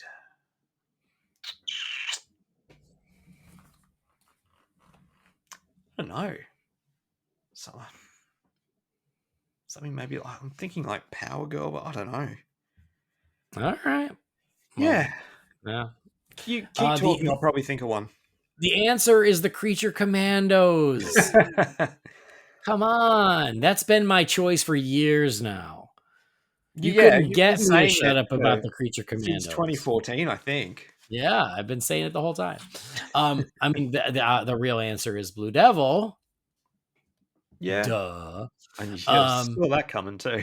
Yeah. What's funny is like some of the things that like I legit think of, like Teen Titans. I'm like, oh wait, we had Young Justice and Teen Titans Go, and then I was like Legion of Superheroes. Oh wait, that was an animated series too. So I feel like we've gotten quite a few really cool animated series. I mean, I guess I'll just say like Justice League Dark to go along with Blue Devil and Swamp Thing and Creature Commandos. Yeah. Probably some random from the Bat family, I guess, would be, what a Bat family show. Yeah, like a new Batman animated series that's Bat family centric. Heck yeah. Do that. Or even JSA. Why not do JSA? Yeah, that'd be fun. As an animated series. There you go. That's my answer. Great. All right. Next message is from Gaurav Venkateswar, who made our music. Yeah, he says, hey, I'm currently listening to the episode with your hypothetical DC slates, and I wanted to write in and say, Jamie, for me, you have the perfect reboot slate. I loved how you opened up the first film, and I enjoyed every one of your additions. Andy and Anthony also had great stuff, but Jamie's was my favorite. Who knows what we'll actually get, but all these ideas got me excited after a rough year for DC. Take care, Gaurav. Thanks, Gaurav. I mean, thanks for Jamie. Like it's good to be Jamie right now, but I'm glad you enjoyed it, and I'm sure Jamie will be happy to hear that. But no, appreciate it. All right, next message. This is from Austin, and this is his slate. It says, hey, Holy BatCast. I listened to your episode, and it's funny how great minds think alike. My friends and I also have pondered how we'd tackle a new slate of DC, and this was my pitch. It's long, so don't feel free to read it while we're reading it. Oh, well. Here are my thoughts. I'd follow the comics. First, Superman year 2 in his career. He'd encounter Luthor, but Lex hasn't been arrested, and the main villain would be Metallo. And then end with a small cameo of Batman. Second, Batman also year 2, but have him compared to Superman and Metropolis. The main villain would be Clayface and Mad Hatter, and definitely show the Joker already in Arkham. At the end of the movie, introduce the Flying Graysons, while the circus bring up the name Wonder Woman and work in that she has an invisible plane. Which leads to number 3, Wonder Woman, in her year 2, just getting well known, but already handling things like a pro. Main villain is Cheetah, but drop references of Gotham and Metropolis. By the end of the movie, have Wonder Woman head to Metropolis to meet Superman in the invisible jet.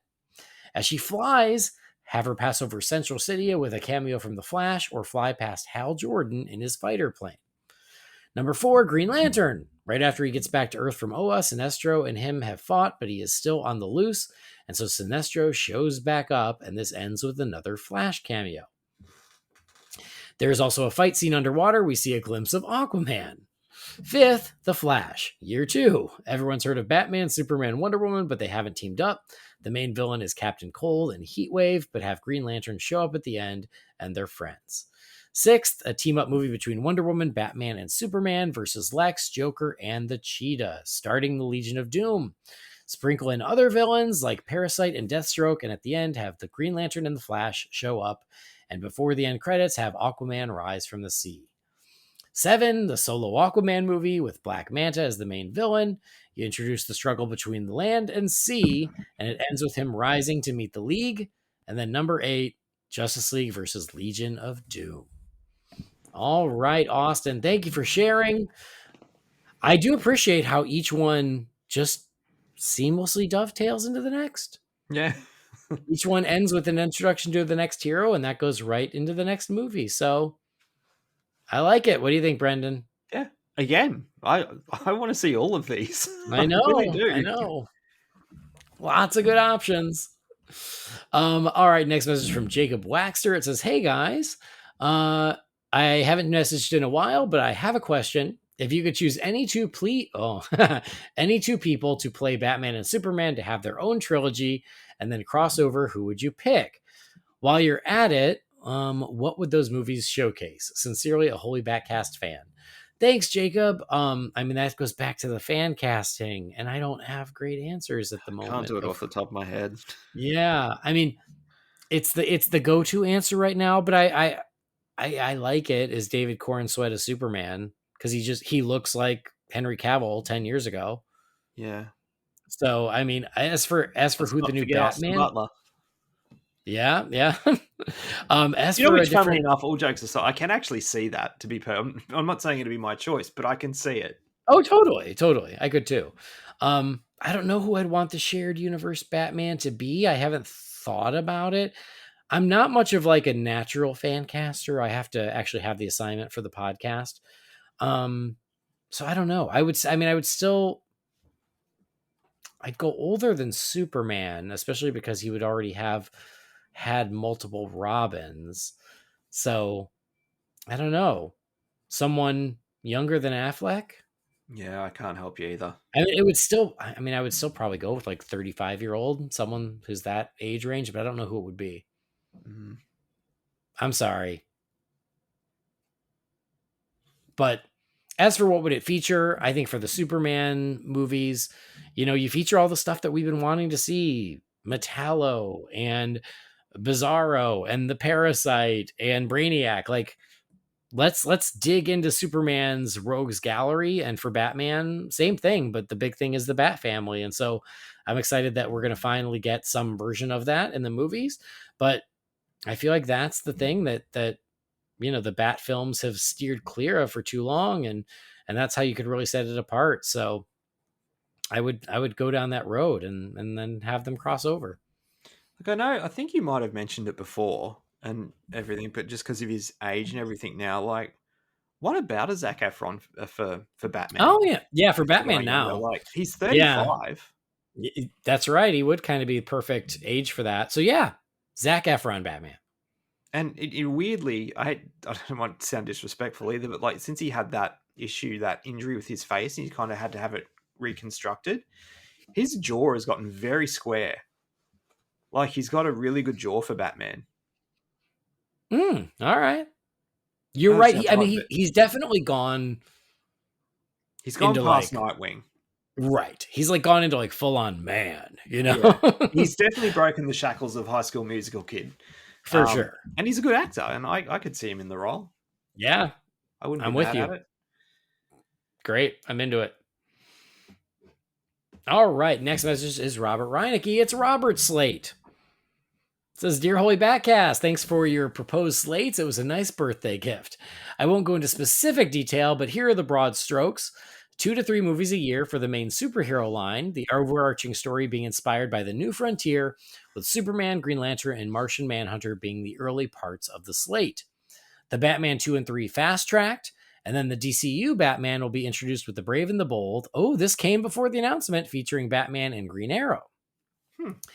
A supernatural heroes movie slate coordinated with Spooky Season, with Dr. Fate and the Demon movies spinning off to a Swamp Thing HBO series, which will introduce Constantine among others, culminating with an American Gothic Crisis in Heaven Justice League Dark climax. A Superboy Legion of Superheroes movie series climaxing in the Great Darkness saga, and then some non-continuity projects such as the House of Mystery HBO series inspired by Tales from the Crypt, a Memorial Day or Veterans Day Sergeant Rock movie, an Amethyst Princess of Gemworld animated series, a Dick and Damian New Adventures of Batman and Robin animated series, plus movies like Commandy, Camelot 3000, and Frank Miller's Ronin. Question: what are your most anticipated movies of 2023? Thanks for all that you do, Robert. Thanks, Robert, and I hope you had a great birthday too. I like the diversity of your slate, Robert, and I would expect no less. The part that made my ears prick up was the New Frontier. Yeah, yeah. I really like that story. The comic and the animated movie. I'm a fan, so I'd be down for that. I think I got most excited about, strangely, the supernatural corner. Oh, what a shock! Yeah, weird, right? But I like it. So most anticipated movies of 2023, Brendan. I mean, well, we spoke about Shazam before, The Flash, Aquaman. I mean, I'm obviously I'll go and see Blue Beetle, but I can't really say I'm looking forward to it or I'm overly excited about it. In saying I need to see, I need to see a trailer, and also I don't know that much about the character, just kind of what's been in some of the DC animated properties, but yeah, they're kind of my main ones. There's sort of no other big franchise movies. Oh, actually, the new Mission Impossible movie I'm looking forward to because I do like that That's a good call. franchise. Yeah, I need to have a think. But is the Nun I know. 2 out this year? Was Is that? that actually happening? The Nun Part 2, is that out this year? I think so. Because I mean, I know the Nun's not the best of the Conjuring movies, but I'd love that franchise, so I'm looking forward to a new Conjuring universe movie. So there's that too. Yeah. I mean, yeah, the DC ones are kind of a no-brainer. Like, of those, I'm most excited for The Flash and Aquaman. But Yeah. all four of the DC ones are top of my list. So I'm actually looking at a list of big movies of 2023 because I need a help reminder. I'm looking forward to Scream 6. Oh yes. It'll be coming soon. So yeah, I'm really looking forward to that. Creed 3, I'm intrigued by because Creed 1 and 2 are both great. Dungeons and Dragons looks fun to me. I think it looks fun. The Super Mario Brothers movie. It'll be like the only time I'm excited about an Illumination movie, but the trailers are good. That Cocaine Bear looks like a ton of fun. Yeah. Renfield. I'm so excited about Renfield. Oh yes, no, that does look good. That looks awesome. That one. Yeah. Yeah. Oh, new Ninja Turtles movie. Yeah, that's a good call. Indiana Jones. I'm actually looking forward to that. Like you said, Mission Impossible. There's a movie here called 80 for Brady, which looks like it's up your alley. Given the cast. I know. Insidious. Is it 5 by now? The new Insidious. Yes, I'm down for that.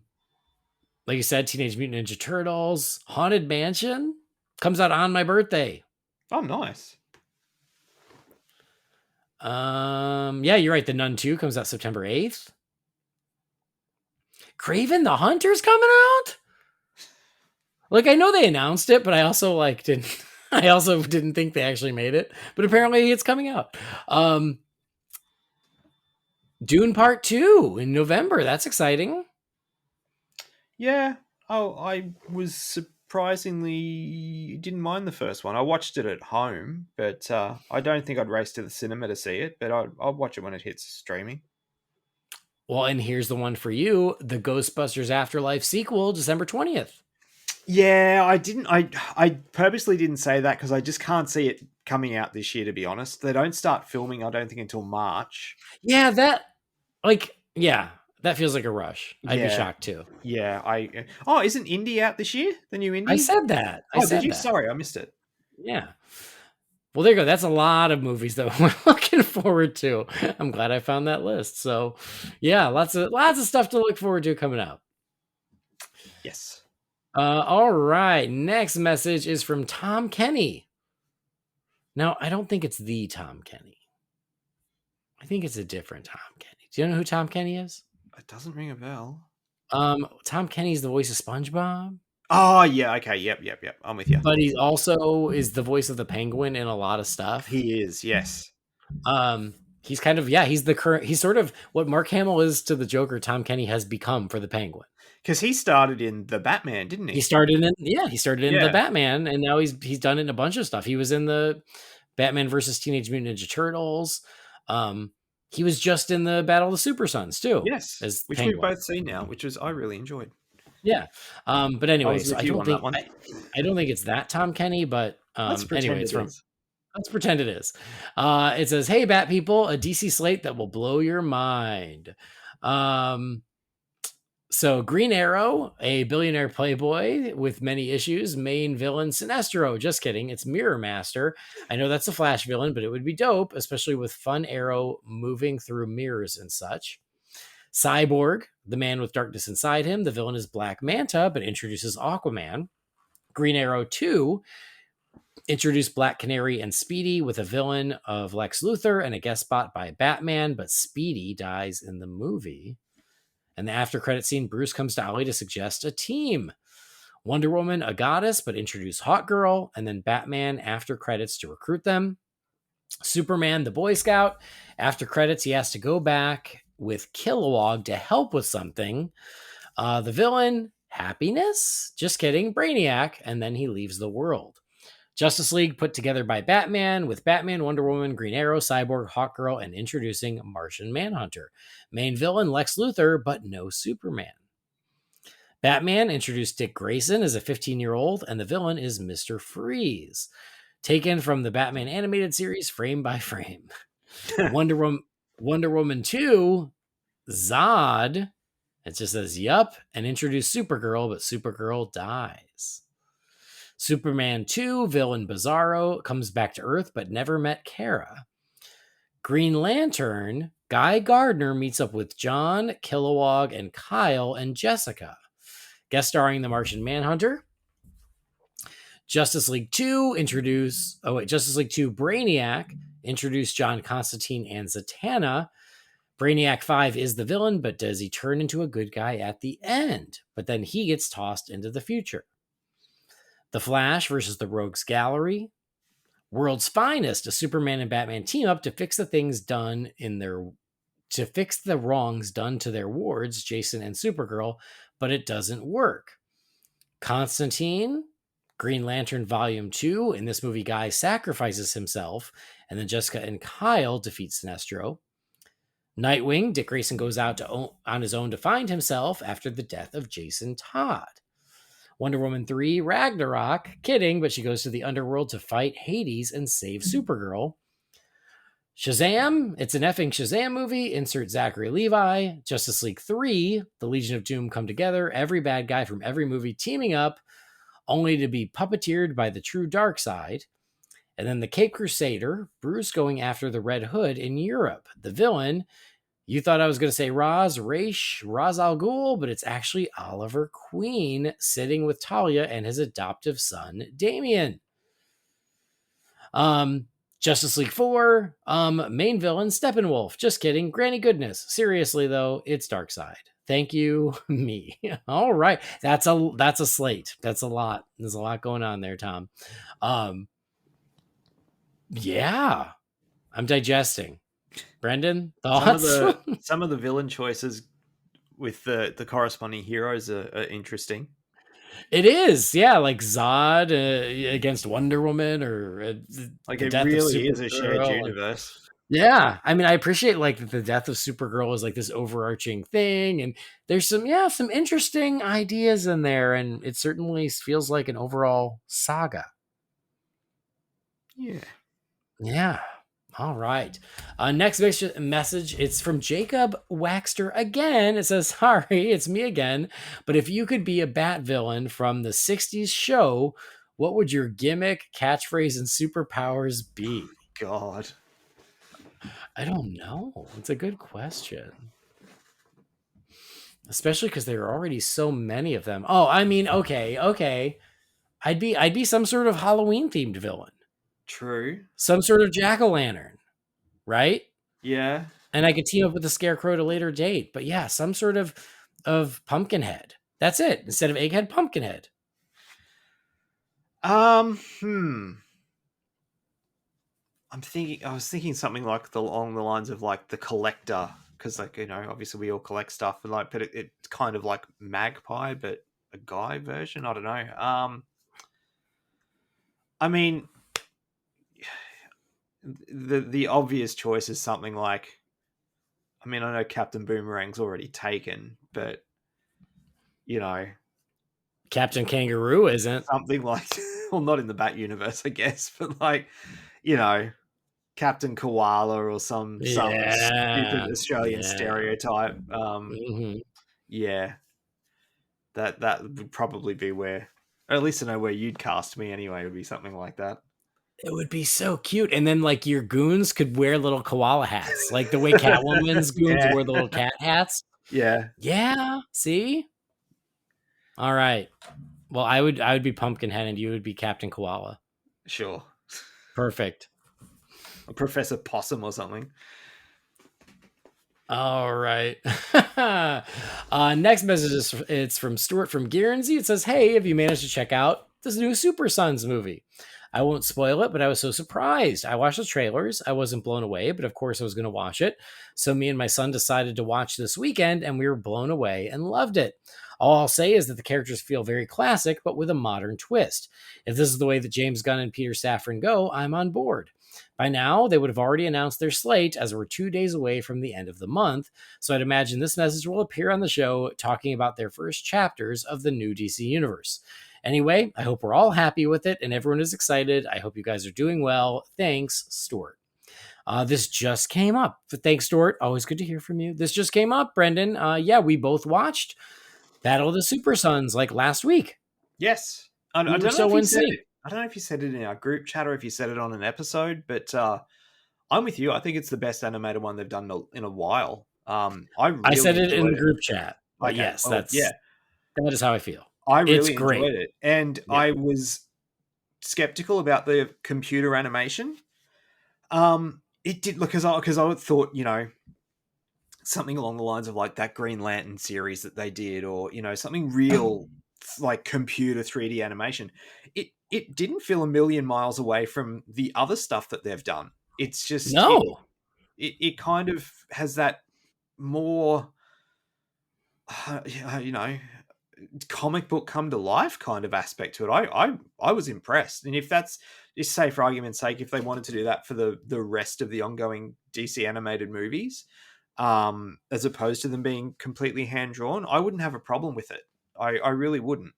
Which I do have a question for you as well, but I don't want to really go off on another tangent. But that's something else I was thinking of with this slate and how everything's connected, animation, everything else. It's just like, is that going to mean the movies that we get, how we usually get 4 a year, like, is that Yeah. going to continue? And if so, will they be connected, or are they going to just be their own thing like they've always been? You know what I mean? Like, he did say everything's connected. So That is an excellent question, and I didn't even think of it. So hold on, I'm going to tweet James Gunn right now. Dear James Gunn. we'll get Jamie, because you know he's pals with him. He calls Well, him they're pals. Yeah. Hold on. Will the animated DC films that have been coming out since 2007 continue?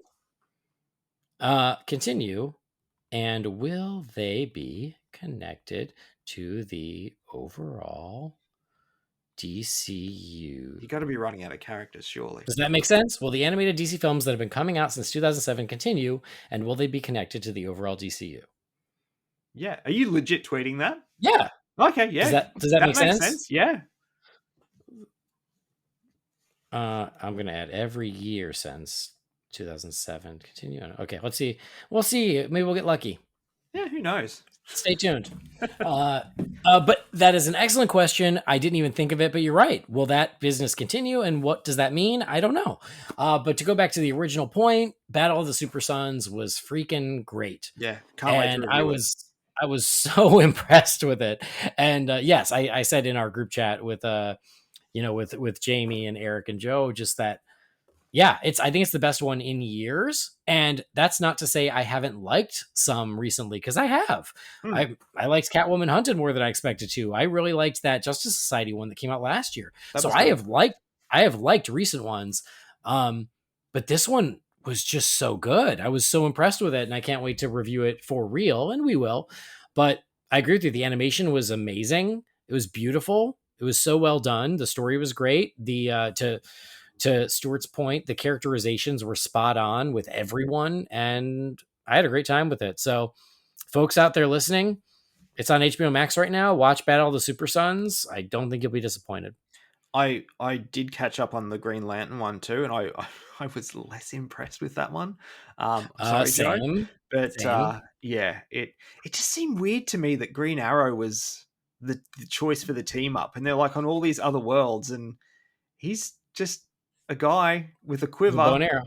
Yeah. He doesn't. I Didn't have any breathing apparatus or anything. I'm like, this is a weird choice. I thought that too. I guess all of these planets just have oxygen. But no, I mean, it was like, and John, the characterization was great, and you know the voice cast and everything was good. It just, and then I watched Super Sons the following night, and I think it made it hit even more. I was just like, Yeah. this I'm into. Like, this is really good. Yeah, agreed. Well, we'll get to both of them, but you and I I think think are you should very definitely have much Joe on the Green Lantern episode. you and I see eye to eye on these two. Yeah, that's good. All right. Next message. This is from Cam Stewart. It says, "Hey guys, it's been kind of an eventful day. I'm currently about an hour removed from James Gunn finally giving us a slate, and obviously the one that matters most is The Brave and the Bold. I'm over the moon that we're finally getting a Bat family, which is long overdue. My question to you now is, we have 2 active Batmen, 1 Elseworlds, and 1 main canon. Does this leave the door open for the Snyderverse down the road?" Now that you can say it's an Elseworld story. By the way, I'm still hoping that the Static Shock movie happens. It's a character that needs to be used.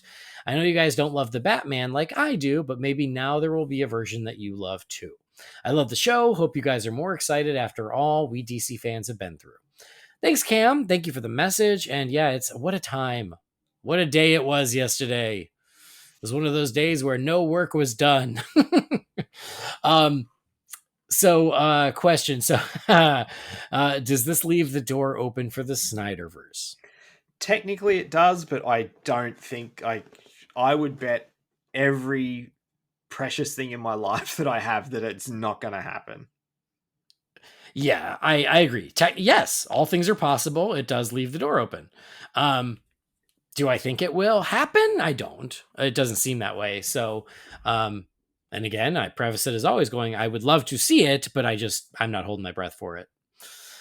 The Static Shock movie, yeah, I think that honestly, I would not rule that out. I don't know if it'd be a full movie. Like, I feel like that was something that was sort of mentioned and then went quiet, and it was one that we never heard about again. But I agree with you. I think it's a great character, and I would love to see him pop up in this new DC universe.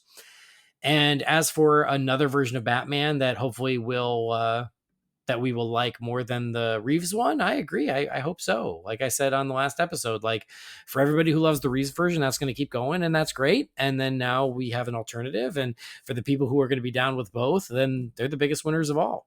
But I'm really excited to get, yes, another cinematic Batman at the same time, and I hope to love it. Agreed. You nailed it. I can't add anything to that. All right. Next message is from Todd Johnson, our new patron. Hi, Todd. He says, "Hey guys, I love the show. I've got to tell you that the new slate has got me excited, but it's kind of taken the wind out of my sails for this year's movies. It's just been a mess over the past few years, and I feel like I'm ready to get on with it. I'll still see Shazam and Aquaman and The Flash, but I don't feel the same excitement that I felt before. I guess that's to be expected. Thoughts? And one more thing. Do we have a for sure date on the Penguin series? I noticed it wasn't announced. I don't get to follow this as close as some, so I thought maybe I missed it. Thanks, guys. Love you. Keep it up." Thanks, Todd. And thanks for being a new patron. You're awesome. So I have heard some folks saying that, they're less excited about this year's movies, knowing that a whole new slate is coming. I can't relate. I'm still psyched. I'll be honest. I really am. Especially because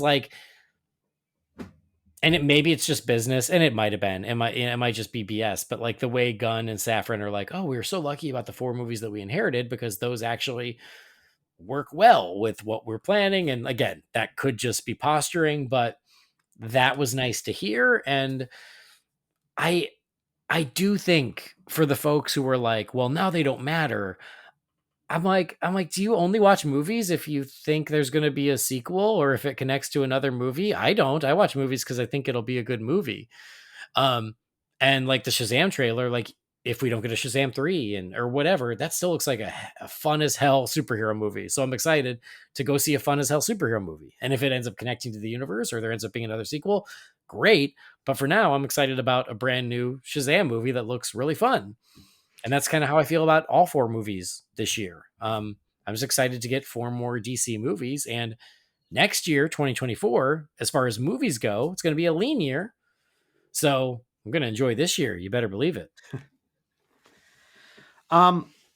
We had this conversation in our group chat a couple of days ago too. I honestly, I can see both sides. I'm exactly the same as you in that.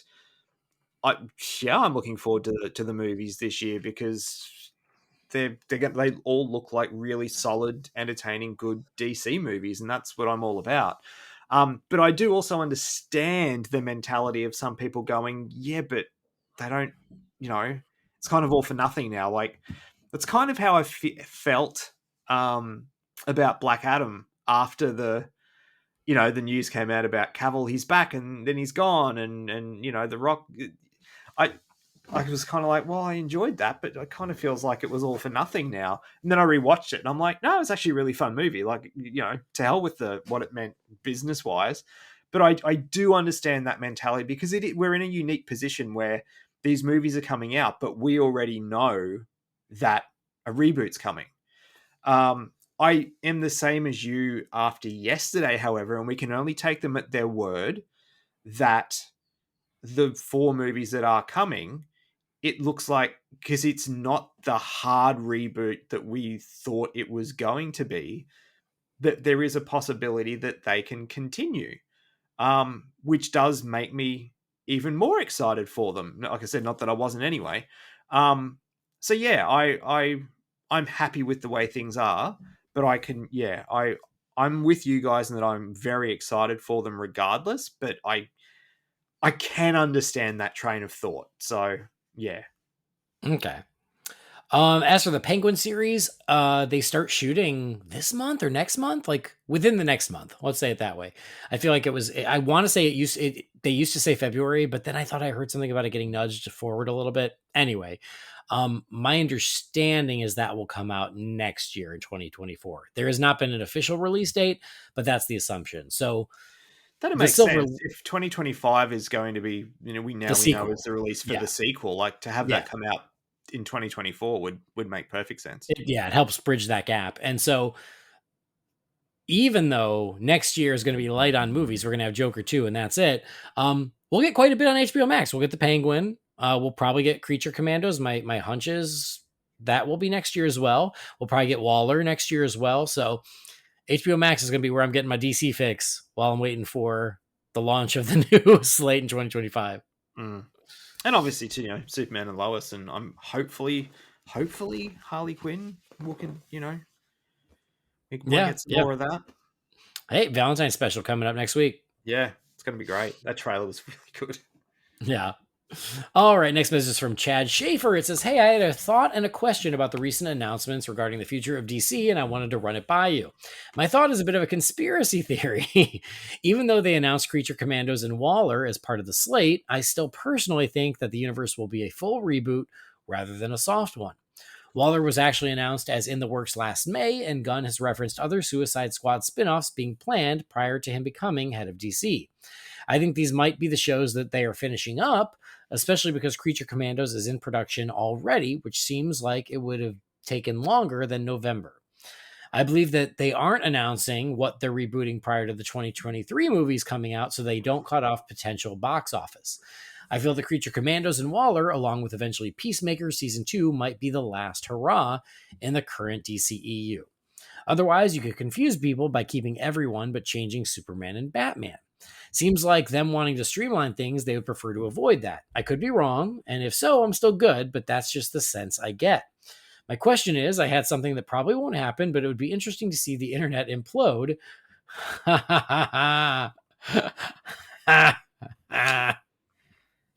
What do you think of Henry Cavill as Batman in The Brave and the Bold? Oh, Chad, you're an evil genius. I don't hate it. I'll say I that. don't either. I don't. Why have none of us said this? He's the right age to believably have a kid Damien's age, but he's not too old, and he could keep the franchise going, unlike Ben Affleck, who was already older. I think he could pull it off and be one of the greatest Batmen we've had yet. Like I said, it probably wouldn't happen, but it would be a hell of a consolation prize for Henry losing Superman. Sorry for the long message. Looking forward to your thoughts. Keep up the great work, Chad. Chad, thank you for the message. I don't give out prizes for messages, but you might have won. It'd also be the third out of 4 British Batmen. Yeah. So the first point, I totally get what you're saying about them, again, kind of posturing and going, oh yeah, everything this year still counts, to try and protect everything coming out this year. I do think, is it possible? Yes. But James Gunn's been very upfront about a lot of things. And he even made this big thing about honesty is so important and it's important to be upfront. I'm going to take them at their word that they're not just, lying to us and then they'll drop the bomb later that, oh no, never mind, we're going to reboot everything. I think that this was their chance to do that and they didn't do it. Although, like we said in the last episode, there were things that they definitely skirted around. They didn't say Gal would or wouldn't be back, like they didn't say that, they didn't confirm that Jason Momoa would do Aquaman 3, but they certainly implied it heavily. So they left themselves an out, but I do feel like Creature Commandos and Waller, it's early enough that they can also adjust those to fit in with future plans. It's not like they're coming out and it's too late for them or anything. So I get your point. Is it possible? Yes, but I'm still going to be optimistic, which is my toxic trait, and hope that that's not the case. I will say this is something else I was thinking too in the last 24 hours with Waller.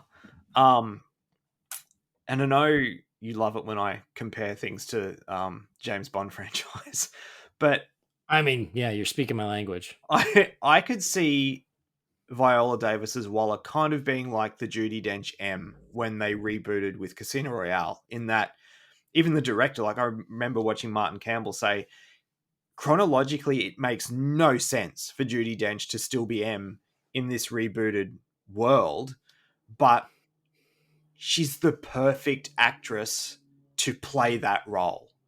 So why would we not use her? And that's how I kind of feel about Viola Davis in however the DCU was going to be rebooted. I wouldn't have had a problem with them keeping her in that role because she is the perfect actress for that role. So why wouldn't you keep her? You know what I mean? And people got over the Judi Dench thing. Like the general audience didn't question it. So yeah. And she's not the same level of character as, an Affleck Batman or a Cavill Superman. Like, I don't think people would care if, the Waller series was part of a hard reboot and she was just playing the character. But I agree with you. Like, I think we were all surprised that it was a bit of a softer reboot than what we were led to believe. So she can keep carrying on, and that's great. Yeah. I agree with that. That definitely makes a lot of sense. And it's the same reason, like, it doesn't make any sense that Grace Fulton should be the only one to not transform when she says Shazam, but here we are. We're just going to go with it. It's just going to be a thing. Fair enough. And then Henry Cavill as Batman. Man, I love it. I say do it just so I can watch the world burn, because people won't even know how the hell to feel at that point. They'll love it, but also hate it. Because like I said, he's actually a really good idea. Like, he looks like, obviously he looks like Superman, no shit. But like Superman, like in the comics and stuff, Clark and Bruce aren't a million miles away from each other. No, they're not. Superman and Batman, particularly in like the the season 4 aesthetic of Batman the Animated Series and stuff. Like, Clark played Batman in that episode. What if they do that? What if they do that? Okay, so we've got a new Superman, a new Batman, but Henry Cavill is Batman. And when they make their World's Finest crossover movie, they have to switch places for whatever reason to trick Lex and the Joker. And so then Henry Cavill, as Bruce Wayne, has to pretend to be Batman. Oh wait, has to pretend to be Superman. Sorry. Yes. Look, I wouldn't be mad at it. I really wouldn't. Neither would I. And like, again, for all of us who love Cavill, like, he deserves like another high profile role. And man, it's hard to get better than Superman, but Batman's one way to do it. No, I agree. And again, that's something else the Bond franchise has done. They've used the same actors playing different roles, and no one's cared. Yep. All right, let's see here. It's Todd Johnson again, but he did say sorry to write again so soon. I written the first email before I listened to your show about the announcements, and after listening, you helped re-energize me about wanting to see Shazam, Aquaman, and especially The Flash. That's what you guys do, and that's why I love you. You keep a grumpy DC fan like me off the ledge. Thanks for all that you do. That's great. I mean, the show features the grumpiest DC fan, which is Jamie. So I know, yeah, he truly is. We like the sweetest grump you've ever met. he's like Grumpy in Snow White and the Seven Dwarfs. Yeah, a rump mush. You guys were so right. Like, just when you think you got him pegged, yeah, like him liking that Monsters movie, that just I still can't get my head around that. Well, that one I'm not surprised. Oh. All right. We're getting close. Next one is from Jack Fiorillo. It says, "Hey, Bat Pals. After my last email, I've got another hypothetical for you. Oh, man. Let's say that James Gunn and Peter Safran, for whatever reason, said no to the CEO job, and WB went back to the last option on their list. Someone that they had been dreading bringing back after the controversy, someone who, while divisive, cares about the DC universe. A filmmaker that had a vision that has ultimately been cut short. You know who I'm talking about. That's right, Dwayne The Rock Johnson. So somewhere in the multiverse, The Rock quits his job as one of the highest grossing actors of all time and becomes the CEO of DC Studios while continuing to play Black Adam. Given what we know about his short-lived vision for the future, what would your hypothetical Johnson-verse slate be? Looking forward to whatever you come up with." Thanks, Jack. That's a hard one. Black Adam 2, Black Adam versus Superman. Yeah. Superman 2, Black Adam 3, and then, I don't know. Black Adam versus the Justice League. Yeah, correct, yes. Black Adam versus Darkseid. Black Adam versus the Guardians. Everything but Black Adam and Shazam. Yes, Black Adam fights the entire DC universe except Shazam, who is asleep. Yes. Yeah. I mean, like, I remember there were like rumors in the fall, you know, when Zaslav was doing what he was doing and Black Adam was the new big shiny object. And there were like all these rumors that like Black Adam was being built up to be the big bad against a future Justice League. And I think that's where Dwayne would have ended up going. Yeah. But he's an anti-hero, Andy. Why would he be the villain for the Justice League? Oh, no. Don't, it ain't my slate. Hold on, let me tweet to The Rock. Hold on, let me ask. And I love The Rock, but yeah, like it's just like I mean, I love The Rock, and I thought he was great as Black Adam, but I mean, man, like Black Adam is still just Black Adam. Yeah, like I said, look, the movie's out and everything, and I did enjoy it. I had a really good time the 2 times I've watched it now, but I wasn't excited for that movie because it's Black Adam, and I couldn't have given a crap about that character. If you introduced him in a Shazam movie, that's a different story. I'd be all for it, and I want to see Black Adam and Shazam. Like, just without Shazam, I don't give a shit about Black Adam. I'm sorry. I mean, again, I think the Black Adam movie we got is about as good a Black Adam solo movie as we could have gotten. Correct. It's not going to make $1 billion. Yeah. So, all right. Well, I guess that's it. Is every movie is tied to Black Adam. Black Adam beats the shit out of every DC hero and villain. That's every movie is that. And you know, one of them's going to be called like Change of Hierarchy or something.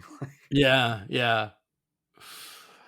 All right, we're up to our last one. Look at us go. This one is from Dave Smitty. It says, "Hey Andy, I sent you a short, less than positive reaction about the new DC slate. I was hasty with my initial opinion when I sent it to you. I think it just took some time with my pals at Holy BatCast and listening to the episode covering all of this as I write this to help bring me around. Now I'm getting excited thanks to you guys, and it feels good to be excited with you. And I don't think I was mad. I just realized I'm super nervous and on the fence with the inclusion of Damian and a jaded Supergirl. She's my boo, and I'm protective of her, so hopefully I'm proven wrong. Apologies for the negative email. Like Jamie, I'm working hard on being more positive, happy, and less angry. I'm about to start an anger management course with a therapist, hoping for the best. I hope that's not too personal, but I thought I'd share it with you since you've shared so much with us. Sorry for the long email, but I felt obligated to reach out.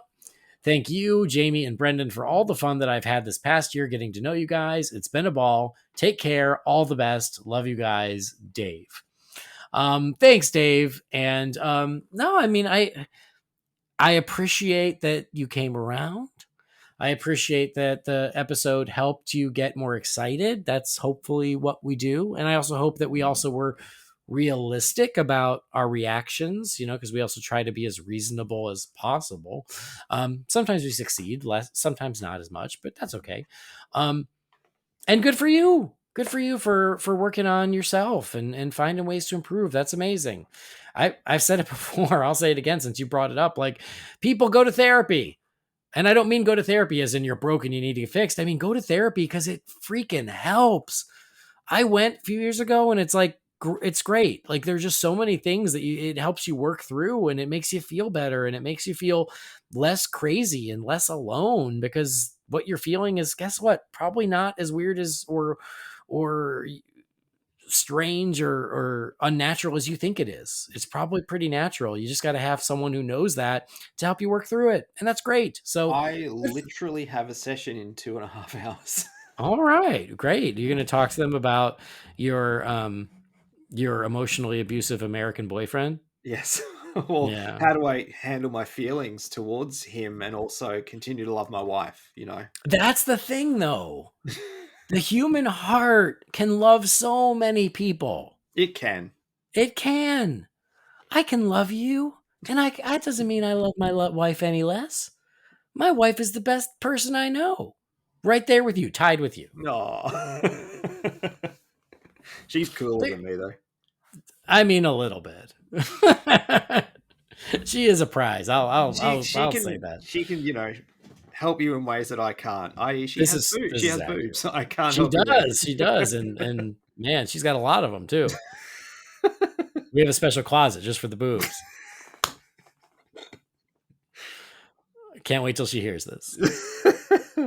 See, I'm okay. How did we get there? How did it go there? Yeah, how did it go there? We're going to talk about therapy and how love. I mean, my wife made her own DC slate after 2 episodes ago. She goes, well, you got me thinking, and I wanted to make one too. So look at that. She's the best. But you're the best, Brendan. And the point is Dave, you're the best too. I'm glad you're feeling better about the slate. It is an exciting time, but I get it. There's uncertainty. Of course there is. Right now, it's new and exciting, and the whole future is laid out before us, and it's good to be excited. It's fun to be excited. But I don't think everything's going to be a home run. By the law of averages, that's probably not going to happen. But there's a lot to be excited about, and some are going to work better for you than others. But like I said on that episode, it's such a diverse slate that I think there's something for everyone. But yeah, so I understand the reservations, especially everything that we've been through as DC fans. It's been a rough go for the past 10 years, but we're still here. We've been given slates before. That is valid on more than one occasion. Yeah, you're not wrong. I am more confident about this slate, but God only knows what's going to happen. You know what I mean? Yeah. Who knows? Yeah. Who knows? This is true. But I mean, overall, and I sort of obviously not me on that episode yesterday. Like overall, I'm excited. But I mean, there's things like Creature Commandos and the Authority. I hadn't heard of them before yesterday. I don't know them from a bag of sand, but I'll check them out. But your things like your Superman and Batman and Supergirl and the Green Lantern TV series and even Swamp Thing to a degree and stuff, like I'm here for it. Like that, they all sound amazing to me. That's great. I like it. So James Gunn has not responded yet.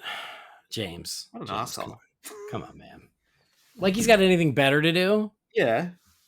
Maybe I need to put out some really horrible, stupid rumor, and that'll get him to respond. Oh, and while I have you, yeah, but when I ask a respectful and reasonable question, he's got no time for that. No. Anyway, Dave, thanks for the message. Glad you're excited. Hope all is well. Hang in there. Go to therapy. And again, that sounds mean. I'm not being mean, but go. It's good. It's going to be so good. You're going to love it. And yes, here's to the future of DC. We're going to see it as it comes, and it's going to be exciting, and there's going to be ups and downs, but we're all on this ride together, and we'll have a good time. Let's do it. And that's it. It's a pretty good email to end on, actually, I think. So the email mailbox is nice and empty, which means that before I even publish this episode, it's going to be full again. Correct. That's just the way it goes. But that's okay. We love it. Don't get me wrong. I love that people listen, and I love people sharing, and I love hearing from y'all. So don't take it that way. But yeah, it's like laundry. It just, as soon as you finish it, it starts filling up again. It never ends. It's the never-ending story. But Brendan, I'm glad we made this work. So happy birthday to you, big guy, and I'm glad that we had some special one-on-one time just for your birthday. Thank you. It's the last 6 or 7 years, I do kind of feel like my birthday spans 48 hours because I have the birthday here, and then the next day it's still my birthday where all my American pals are, and I get inundated with messages and stuff again. So you have American birthday, yeah. I do, and with all you guys, I'm always like, happy Australian birthday, because I message you a day early. Yeah, and I'm always like, don't really you rush it. I got 1 day left. I've had a really good couple of days, and I've got couple of days ahead of me, actually. So yeah, that's good. Well, it's good to have you back. Hopefully it won't be as big a gap next time. Well, it hasn't been that long, maybe about a month, just about. Yeah, about that. You'll be back. You're away for a week or so too, so it's true. Well, tell our friends where they can find you in case they want to. You can find me on Twitter at Loey007, and you can find me on social media hanging around the Real Fans groups. There you go. I already told you guys where to find me. Thanks for joining us. Thanks for downloading or streaming the show. Please do subscribe wherever you get your podcasts so you never miss an episode. And if you love the show and you want to support us and you don't want to spend any money, that's okay. I get it. You got bills to pay, but something you can do that is free, it doesn't cost a dime, is to go and rate and review us wherever you get your podcasts. So whether that be Apple Podcasts or Spotify or Stitcher, wherever, give us a nice rating. We would appreciate that. We would love it. And it just helps raise us up as far as like searches and all that good stuff. So we would love it. Go to holybatcast.com or find Holy BatCast on Facebook, Twitter, Instagram, or YouTube. If you've got something for the Wayne Manor mailbox, you can send that to holybatcast@rf4rm.com. A big thank you to Gaurav Venkateswar, who likes Jamie's slate better than mine. But he's real talented. He makes cool music, and it can be found at gvtunes.com. Don't forget to check out our sponsor, Manscaped, at manscaped.com. If you're going to make a purchase, use that promo code BATSCAPED for 20% off and free shipping. That'll do it. On behalf of Brendan, I've been Andy. Thanks for joining us. We'll see you next time. Same bat time, same bat channel.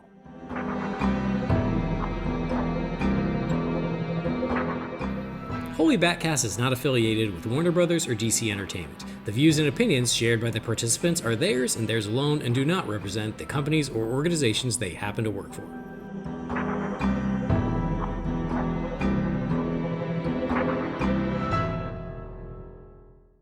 Few years, a wizard gave me superpowers. Shazam! Well, then everybody got superpowers. Started from the bottom, now we're here. All right, here's the situation. Started from the bottom, now the whole team here. The daughters of Atlas are coming to hunt us. Same Shaz time, same Shaz channel. As in Shazam. As in Shasta, the cheap soda that I grew up on because we couldn't afford Coca-Cola. Okay, never heard of it. Yeah, you're not missing much. It tastes like Coke, but like less carbonated and more watery. Okay, fair enough. But you know, I had a frozen we Coke. drank it and we liked it. I had a frozen Coke at Movie World yesterday, and I don't know what it is about a frozen Coke from there, but they're so friggin' good. I agree. It's theme park stuff. It's Like, when you they pay don't twice go- as much, they taste better. But they're only $5, but they don't go watery and overly icy like McDonald's ones do, and they're so good. Well, that's excellent. Look at you. Treat yourself for your birthday. Yeah, I got myself a frozen Coke. I think because it was hot as fuck.